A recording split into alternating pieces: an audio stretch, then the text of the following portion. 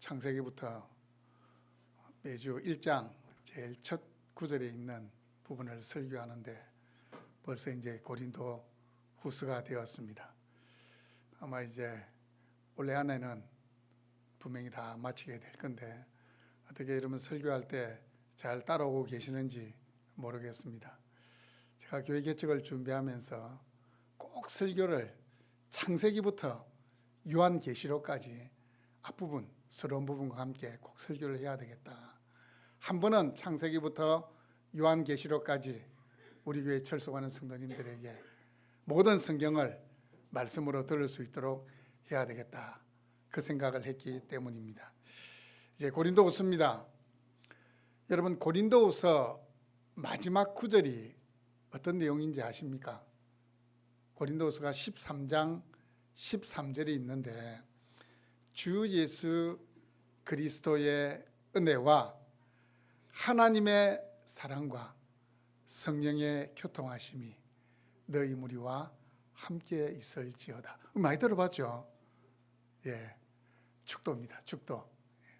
이 고린도후서 제일 마지막이 축복으로 마치고 있습니다.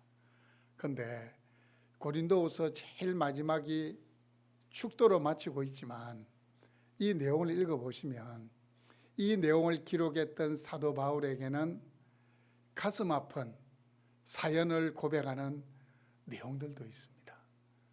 마지막은 축도지만 그 안에 담긴 내용은 사도 바울에게 있어서는 아마 사도 바울이 이 말씀을 기록하면서 눈물을 많이 흘렸을 것 같습니다. 그리고 그 마지막은 축도로 그렇게 마치고 있습니다. 왜냐하면 이 고린도 교회를 자신이 개척을 했습니다. 자신이 개척했고 1년 6개월 동안 사역을 했습니다. 하지만 사도 바울은 한 곳에 이렇게 한 지역에 매여 있는 자가 아니거든요. 하나님이 이방인을 위한 사도로 세웠기 때문에 또 다른 지역으로 가서 복음을 전해야 됩니다. 그 교회를 떠나오고 나서 얼마 있지 않았는데 소문이 들리는 겁니다. 고린도 교회에 수많은 문제들로 인하여서 교회가 내홍을 겪고 있다. 그 일로 인해서 이제 교회가 막 이렇게 막 분열될 지경에 이르렀다. 그 소문을 듣게 됩니다. 그래서 사도 바울이 어떻게 하느냐? 서신을, 편지를 적어서 보냅니다. 그 편지를 적어서 보낸 첫 번째 서신이 뭐라고 했습니까? 어디입니까? 고린도 전서입니다. 고린도 전서의 말씀을 써서 보냈지만 이 고린도 교회의 문제가 해결이 되었을까요? 안 되었을까요? 안 됐습니다. 그리고 사도 바울이 직접 방문을 했습니다. 직접 방문을 해가지고 이제 이 문제를 한번 수습해 보려고 했는데 오히려 거기에서 모욕을 당합니다. 어떤 모욕을 당하느냐? 그 교회에 가보니까 이 예루살렘에서 내려온 이 유대교에서 개종했던 자들 가운데에 사도 바울을 향하여서 네가 진짜 사도냐? 라고 이야기하면서 사도 자격을 가지고 문제 삼는 자들이 있어서 결국은 문제를 해결하지 못하고 마케도니아로 돌아오게 됩니다. 이 마케도니아로 돌아와 가지고 다시 이제 편지를 써서 보냅니다. 편지를 써서 보내는데 그 편지의 내용은 아주 강도 높게 이 고린도 교회의 문제를 일일이 조목조목 다 찢어가면서 회개하라. 회개하지 않으면 하나님께서 이 고린도 교회에 심판의 해초리를 들 수 있다. 뭐 이런 내용이었던 것 같습니다. 그래서 고린도후서 7장 8절 말씀을 보시면 사도 바울이 보냈던 그 편지를 근심의 편지, 고린도 교회가 그 편지를 받았을 때 심히 근심하게 되었던 내용이라고 전하고 있습니다. 그런데 그 편지는 지금 존재할까요? 존재하지 않을까요? 존재하지 않습니다. 고린도 전서와 고린도 후서 사이에 보냈던 편지인데 신약 27권 정경 가운데는 들어있지 않는 성경입니다. 어쨌든 그 편지를 이 고린도 교회가 받고는 그 내용에 적힌 대로 회개하고 바울의 권고를 받아들였다는 소식을 디도로부터 사도 바울이 듣습니다. 그리고는 보냈던 편지가 이 고린도 후서의 내용입니다. 고린도 후서를 보면은 위로와 보살핌의 내용입니다. 그리고 또 자신이 사도라는 것을 변호하는 내용도 이 말씀 속에 들어 있습니다. 11장 5절에서 6절을 보시면 나는 지극히 크다는 사도들보다 부족한 것이 조금도 없는 줄로 생각하노라. 이 사도 바울을 평소의 행동하고는 전혀 다른 내용을 적어 보내는 겁니다. 너희들이 사도를 지극히 크다고 하는데 나는 사도들하고 비교해도 조금 더 부족함이 없는 사람이다. 비록 내가 말에는 조금 부족하지만 지식에는 그렇지 않다. 누구보다도 하나님에 관한 지식을 많이 가지고 있는 사람이 나다. 그렇게 자기를 변호합니다. 그리고 복음을 위해 목숨을 두려워하지 않고 헌신했던 경험을 또 간증을 합니다. 11장 23절에 보시면 내가 수고를 넘치도록 하고 옥에 갇히기도 하고 매도 수없이 맞아 여러 번 죽을 뻔하였다. 복음을 위해서 그만큼 수고했다고 자신의 수고를 이야기합니다. 그리고 12장에 보면 이 고린도 후서의 하이라이트입니다. 어떤 말씀이냐 하면 이 12장에 보면 내가 알고 있는 한 사람이 있는데 그 사람은 천국에까지 갔다 온 사람이다. 천국의 환상을 본 사람이다. 그렇게 이야기합니다. 그런데 거기서 자기가 잘 알고 있는 사람이 누굴까요? 자기 자신입니다. 여기서는 이제 이 신비로운 걸 봤기 때문에 자기 이름을 감추고 내가 3층까지 올라갔고 말로 형언할 수 없는 것을 보고 들었다라고 이야기합니다. 그리스도를 위해서 자신에게 있는 모든 것들, 자신이 소유한 것, 자신이 지금까지 노력해서 얻은 모든 것들을 배설물로 여기겠다라고 이야기한 바울이지만 고린도 교회를 위해서는 그것들이 필요하기 때문에 자신의 수고와 또 자신이 가진 이 지식이 어떠했는지, 자신이 체험한 이 영적인 체험이 어떠한 것인지를 구체적으로 고린도후서에서 밝히고 있습니다. 더 이상 자신의 사도직에 대한 오해의 불씨가 일어나지 않도록 부드러우면서도 강한 의조로 말씀을 하고 있습니다. 고린도후서를 시작하는 첫 내용, 하나님의 뜻으로 말미암아 그리스도 예수의 사도된 바울, 보십시오. 첫 내용이 예수 그리스도의 사도가 됐다. 자신의 뜻이 아니고 자신이 원한 게 아니고 하나님의 뜻으로 말미암아, 내가 하나님의 뜻으로 말미암아 내가 사도된 사람이다. 내 의지와 결단이 아니다. 하나님이 강권적으로 나를 이방인을 위한 사도로, 이방인을 위한 복음 전도자로 세웠다. 그렇게 이야기하고 있습니다. 여러분도 마찬가지입니다. 여러분 지금까지 여러분 인생 살아오시면서 야, 이건 진짜 우연이었다, 이건 진짜 재수였다, 천만에요. 모든 게 하나님의 계획 안에 들어있습니다. 하나님의 큰 계획 안에서, 그 큰 틀 안에서 우리가 살아가고 있습니다. 그래서 우리는 하나님의 뜻이다, 하나님 감사합니다. 비록 지금 내 인생에는 쓴맛이지만 이것이 단맛으로 바뀌게 될 줄로 믿습니다. 나옴이라는 이름이 기쁨이라는 뜻이고, 그리고 그 다음 주에 나오미는 자기를 마라라고 부르려 했거든요. 마라는 쓴맛입니다. 쓴맛, 아주 쓰라린 겁니다. 하지만 이름이 나옴이기 때문에 자기 인생이 나옴이로 바뀌는, 우리도 마찬가지입니다. 우리의 인생 모든 것 하나님의 뜻이다, 하나님의 뜻이다 믿음으로 받아들여야 됩니다. 여러분, 우리는 사도하면 누구를 떠올립니까? 12명의 제자를 떠올립니다. 12명의 제자. 근데 바울은 예수님의 12명의 제자가 아니었습니다. 하지만 바울의 특이한 점은 부활하신 예수님이 직접 만나 주셨고, 내가 너를 이방인을 위한 사도로 선택했다. 예수님이 직접 말씀했습니다. 사도라는 이름의 뜻은 어파슬, 사도라는 이름의 뜻은 보냄을 받은 자입니다. 누구로부터 보냄을 받았습니까? 하나님으로부터. 하나님으로부터 보냄을 받은 자. 바울은 우리 하나님으로부터 이방인들에게로 보냄을 받은 자입니다. 바울 당시에 12사도는 아니었지만 여러 지역을 다니면서 복음을 전하는 자들이 있었습니다. 그런데 이 복음을 전하는 자들이 어떻게 했냐면 12사도로부터 예루살렘 교회로부터 추천서를 받았습니다. 이 사람은 예루살렘 교회가 인정하는 복음 전도자다. 그래서 추천서를 들고 다니면서 자신의 권위에 대해서 질문을 하는 자들에게 이렇게 추천서를 보여줬습니다. 그런데 이 바울은 추천서가 있었을까요? 없었을까요? 추천서가 없었습니다. 왜냐하면 바울은 다메섹으로 가는 도상에서 부활하신 주님 만나고 그리고 3일간 눈이 감긴 채로 있다가 아나니아라는 사람이 안수하게 되었을 때에 눈을 뜨게 됩니다.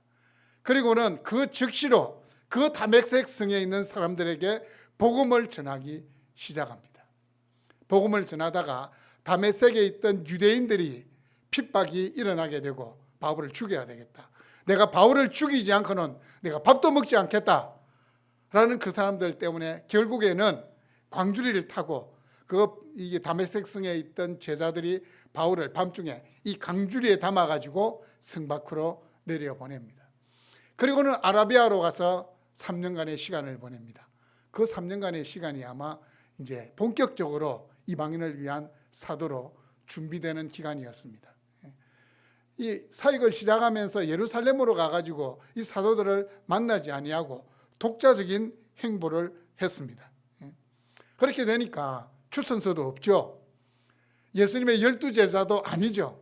예수님의 공생의 기간 따라다니는 사람도 아니죠. 그렇게 되니까 사도성에 대한 합법적으로 복음을 전할 수 있는 사람이냐, 그에 대한 의심을 받게 된 겁니다. 오늘 말씀해 보시면 바울은 이 편지를 보내는 공동 발신인으로 디모데를 언급하고 있습니다. 디모데를 언급할 때 앞에 어떤 호칭을 붙이고 있습니까? 보세요. 어떤 호칭 붙이고 있습니까? 형제. 우리 교회 내에서 이렇게 서로를 호칭할 때에 어떻게 호칭합니까? 예, 형제님. 이 형제님이라는 호칭이 진짜 이게 상당히 이게 전통이 있는 겁니다. 초대교회 시절부터 서로를 형제라고 불렀습니다. 그럼 이제 여자분들은 어떻게 부를까요? 자매라고 부르는 겁니다. 그래서 우리는 형제, 자매. 왜 형제, 자매로 부를까요? 왜 형제, 자매로 부를까요?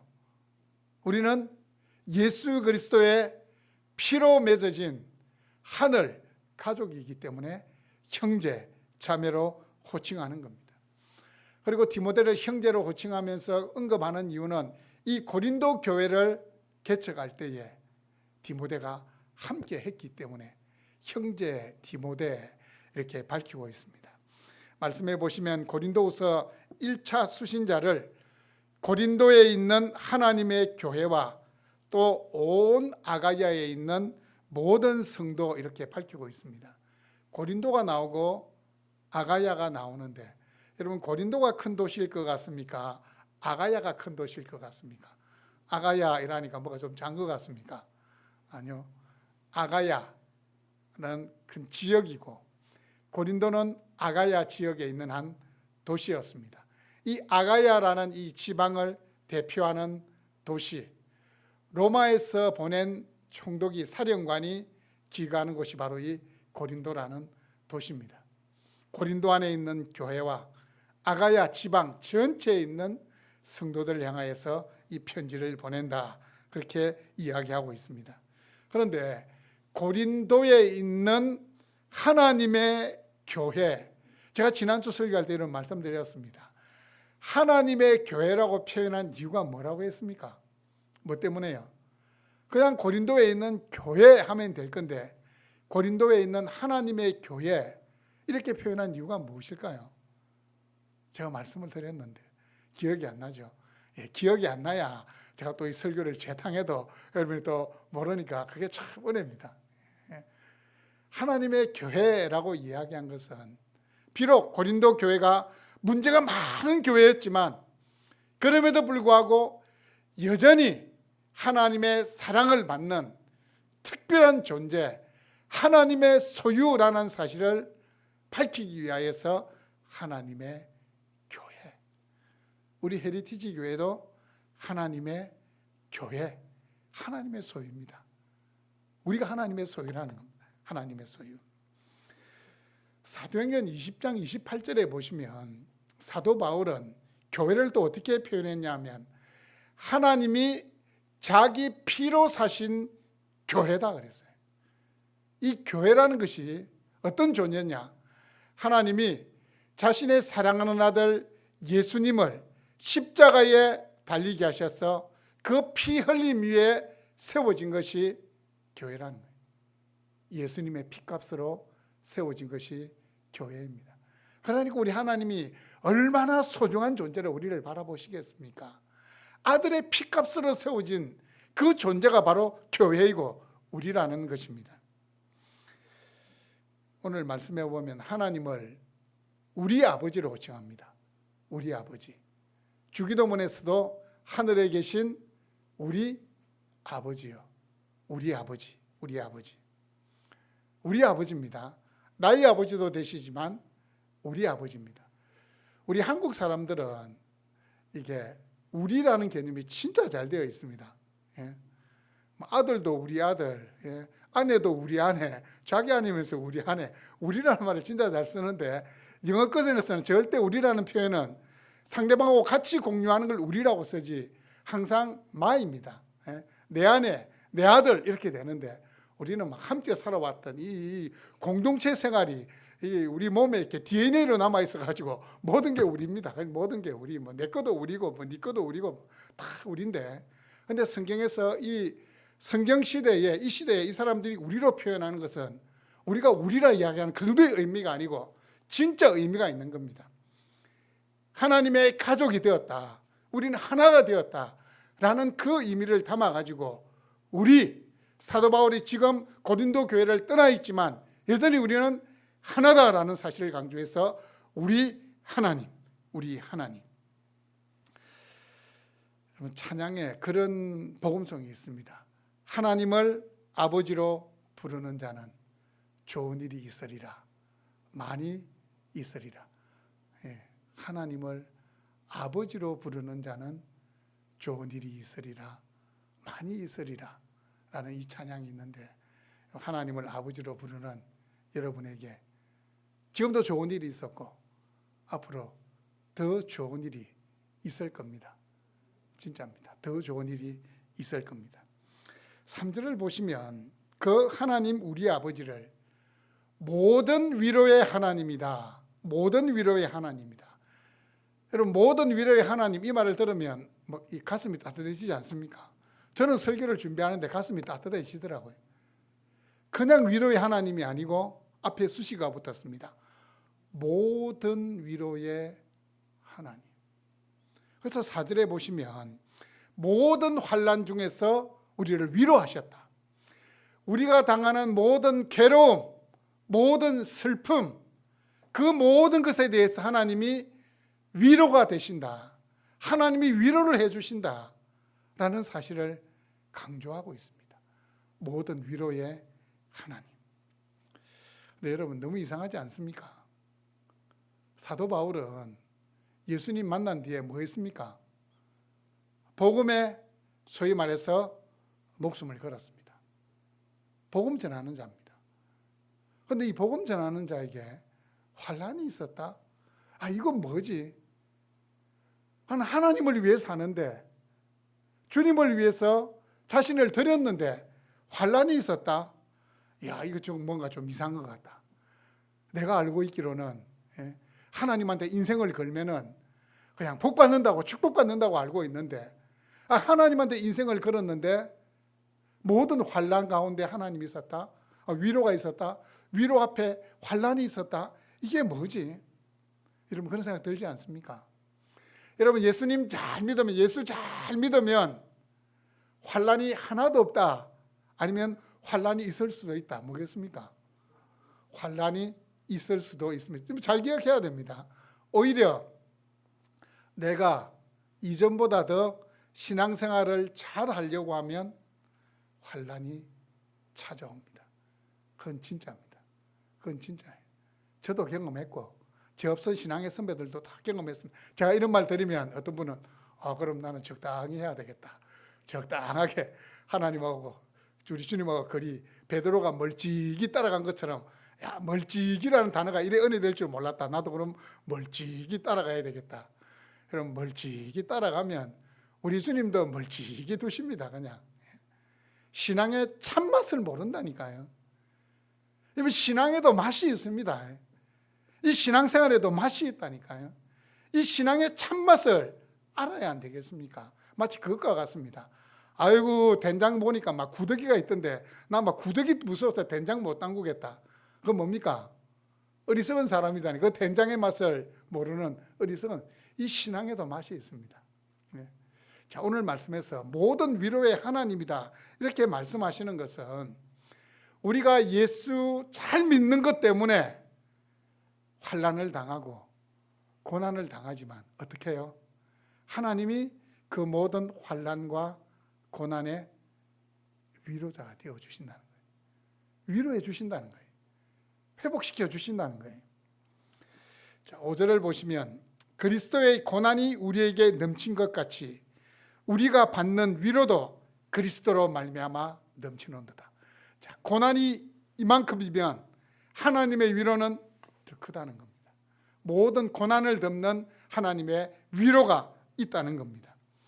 그리스도의 고난이라고 표현한 것은 예수님 믿기 때문에, 예수님 전하기 때문에, 그리스도의 몸된 교회를 섬기고 헌신하는 것 때문에도 고난이 찾아올 수 있기 때문에 그리스도의 고난이라고 이야기하고 있습니다.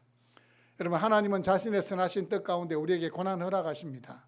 예수 믿는 우리에게도 안 좋은 일이 있을 수 있습니다. 하지만 결코 하나님이 우리의 인생을 버려두거나 방관하시는 것이 아니고 정하신 때가 되면 그 모든 고난을 잊으시도록 풍성한 위로를 더해 주시는 분이십니다. 이걸 기억해야 돼요. 하나님은 풍성한 위로를 더해 주시는 분이십니다. 여러분, 예수님이 그렇다면 우리에게 어떻게 위로자가 될 수 있나? 여기에 대해서 의문을 던져야 돼요. 여러분, 신앙은 항상 물음표가 있어야 신앙이 자라나는 겁니다. 항상 물음표를 던져야 돼요. 여러분, 예수님이 어떻게 우리의 위로자가 될 수 있습니까? 하나님이신 그분이 어떻게 우리의 위로자가 될 수 있습니까? 우리 인생을 그분이 어떻게 하십니까? 예? 어떻게 하셔요?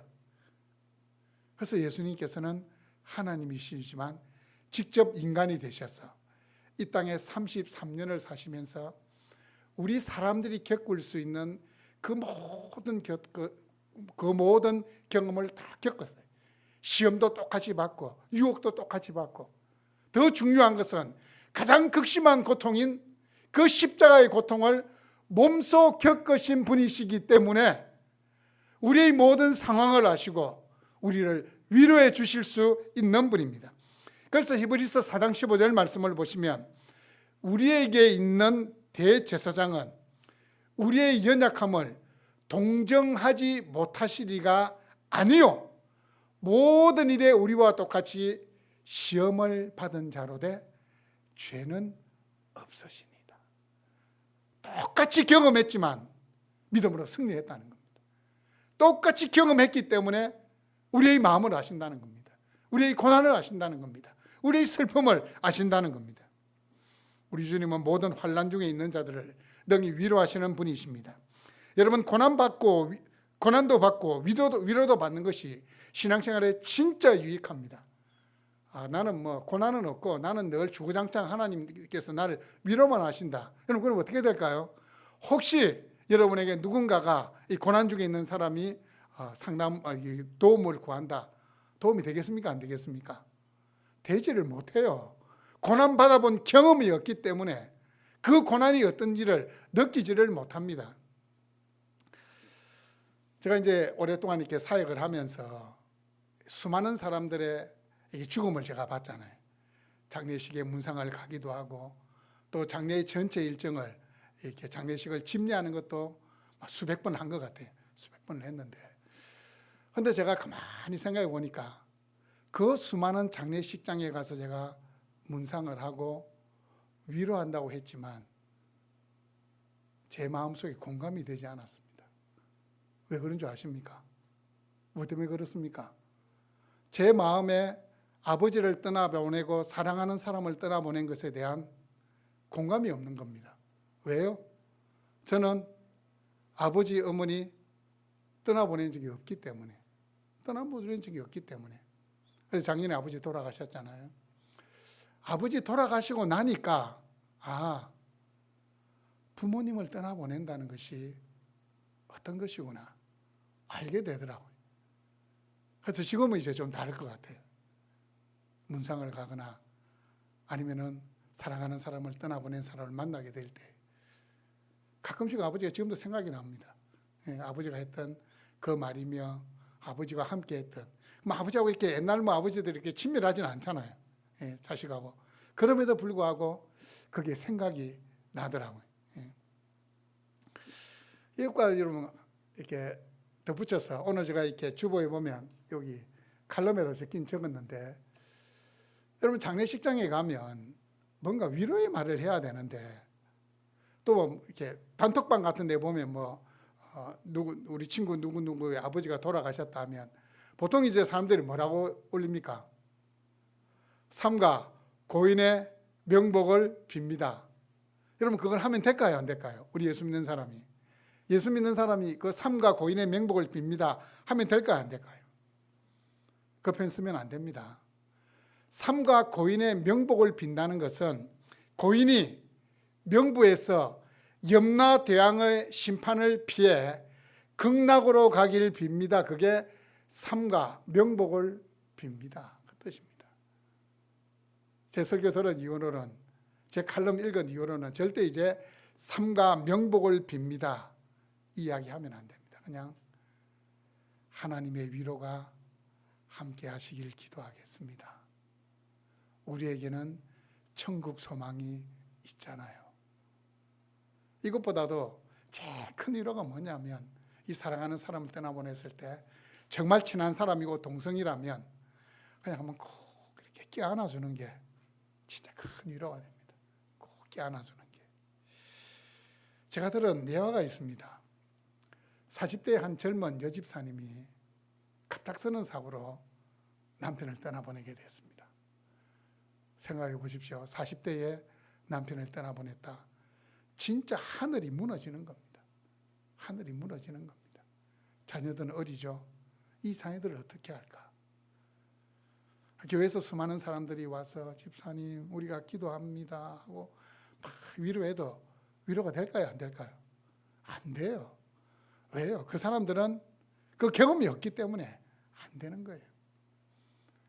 눈물로 화관 예배를 마치고 돌아서려고 하는데 누군가가 조용히 다가와서 자기를 이렇게 꼭 껴안는 겁니다. 연세가 많은 권사님이었는데 그 권사님이 귀에 대고 이야기하는 겁니다. 김 집사야, 나는 네 고통 다 안다. 근데 하나님이 아버지가 되신다. 하나님이 지켜주신다. 그 말을 하더래요. 근데 그 늙은 연세 많은 권사님이 누굴까요? 자기보다 더 빠른 30대에 남편을 떠나보내고 40년 이상을 살아오신 분이에요. 그분이 누군지를 아니까 그 말이 위로가 되는 겁니다. 그래, 남편은 떠나갔지만 나에게 하나님 아버지가 계신다. 위로가 되는 거예요. 하나님은 모든 위로의 하나님이시기 때문입니다. 여러분 기억하십시오. 진정한 위로는 하나님이 나의 아버지가 되신다. 우리의 아버지가 되신다. 라는 그 사실에서 출발합니다.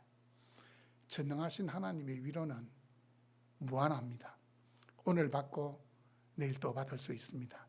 하나님은 우리의 모든 눈물을 닦아주시는 분이십니다. 이 위로의 하나님이 여러분의 모든 삶의 위로자가 될 수 있기를 축복합니다. 저는 여러분이 지금 어떤 인생을 살아오셨는지 세세하게 몰라요. 여러분이 지나온 세월이 어땠는지 세세하게 모르지만 어떤 분들은 그렇게 이야기할 수도 있을 겁니다. 목사님, 제 인생 이야기는 드라마틱하기 때문에 아마 소설로 쓰면은 몇 권을 쓸 겁니다. 예? 그런 분 아마 있을 겁니다. 성경에 보니까 그런 분이 있더라고요. 야곱이 애굽 바로 왕 앞에 섰을 때에 내가 험악한 세월을 보냈다. 우리식으로 표현하면 산전수전 공중전 다 보낸 세월이 내 인생이다. 그러면 내가 험악한 세월을 보냈다. 여러분, 예수 믿은 이후에 당하는 모든 고난들 의미 없는 고난이 아닙니다. 하나님의 선하신 계획을 이루어가는 작은 조각들입니다. 이 조각들이 모여서 하나님의 큰 그림이 되는 겁니다. 여러분, 요셉의 삶을 한번 잠시 생각해 보십시오. 요셉이 야곱 아버지로부터 사랑을 받았어요. 사랑을 쭉 받았습니다. 적어도 한 17세까지는 사랑받는 아들인데 어떻게 됩니까? 요셉의 인생에 누가 끼어듭니까? 형들이 끼어들어 가지고 요셉의 삶이 흐트러지기 시작합니다. 그림으로 이야기하면 하얀 도화지에 요셉이 자기 그림을 딱 그리려고 하는 그 순간에 17세 그 순간에 형들이 끼어들어 가지고 막 낙서를 해버립니다. 그 위에 어떻게 됩니까? 미디안 상인들이 나타나서 노예로 잡아갑니다. 더 큰 글씨로 낙서를 해버립니다. 보디발의 집에 노예로 있으면서는 보디발의 아내로 인하여서 완전히 이 도화지가 얼룩이 지워지지 않을 정도로 낙서가 됩니다. 결국은 감옥에 가잖아요. 근데 결국은 어떻게 됩니까? 이 요셉이 자신의 아버지의 집을 구원하는 구원자가 되고 아버지를 위로하는 위로자가 됩니다. 여러분 기억하십시오. 여러분 인생에 누군가가 끼어들었다. 누군가 끼어들어서 해방을 놓았다. 저도 제 인생에서 해방 놓은 사람들이 있습니다. 그런데 여러분 기억하십시오. 사람이 해방을 놓고 여러분 인생 도화지에 낙서를 했다고 해서 끝나는 거 아닙니다. 누가 계십니까? 하나님 계시는 거예요. 하나님이 그 낙서를 통해 가지고 더 멋진 글작품 만들어내십니다. 요셉의 인생을 하나님이 그렇게 만들어내셨잖아요. 여러분 지금 여러분이 당하고 있는 그 고난, 여러분 고난 당하고 있으면 그 고난이 누군가에게는 위로가 될 수 있습니다. 유난히 고난이 많은 성도들이 있잖아요. 우리가 볼 때에도 하나님 왜 저러십니까? 근데 여러분 그 고난 당하는 그 모습 그 가운데에서도 믿음으로 사는 그 모습이 누군가에는 위로가 될 수 있다니까요. 그게 위로가 될 수 있다니까요. 그래서 사도 바울도 확신에 찬 의지로 말합니다. 우리가 환난 당하는 것도 너희가 위로와 구원을 받게 하려는 것이요 우리가 위로를 받는 것도 너희가 위로를 받게 하려는 것이니 이 위로가 너희 속에 역사하여 우리가 받는 것 같은 고난을 너희도 견디게 하느니라. 사도 바울이 자신이 당한 이 고난이 고난당하는 성도들에게 위로가 될 것이다. 그 고난을 견디게 하는 힘이 될 것이다 라고 말씀합니다. 사도들이 환난 중에 하나님의 위로를 받았던 것 같이 고린도 교회도 동일한 하나님의 위로를 받게 될 것이라는 말씀입니다. 여러분 바울 사도에게 모든 위로의 하나님이 되셨던 그분이 동일하게 우리의 모든 위로의 하나님이 되십니다. 여러분 세상에서 불러내어 구별한 거룩한 사람, 성도가 되었다는 사실을 꼭 기억해야 됩니다. 나는 성도다. 나는 하나님의 소유다. 나의 위로는, 나의 진정한 위로는 하나님이시다. 바울이 고린도 교회를 향하여 하나님의 위로가 함께 하실 것이라고 확신하게, 확신 있게 말하고 있는 것처럼 우리에게도 그 하나님 위로가 함께 하실 것입니다. 7절을 보시면 너희를 위한 위로의 소망이 견고함은 너희가 고난에 참여하는 자가 된 것 같이 위로에도 그러할 줄을 알미라. 고난을 받지만 더 큰 위로가 있습니다. 여러분 우리에게 있어서 내일이라는 시간은 미지의 세계입니다. 한 번도 경험하지 못한 미지의 세계입니다. 그 내일이 우리 앞에 놓여 있지만 여러분 두려워하지 마십시오. 염려하지 마십시오. 그 내일이라는 그 길 끝에는 누가 계십니까? 모든 위로의 하나님이 계십니다. 내가 한 번도 걸어가 보지 못한 그 길 끝에 모든 위로의 하나님이 계십니다. 이 모든 위로의 하나님이 이번 한 주간도 여러분의 삶을 주관하여서 고난 중에서도 하나님 감사합니다, 고난도 하나님의 은혜였습니다 라고 고백할 수 있는 여러분 될 수 있기를 주님의 이름으로 축복합니다.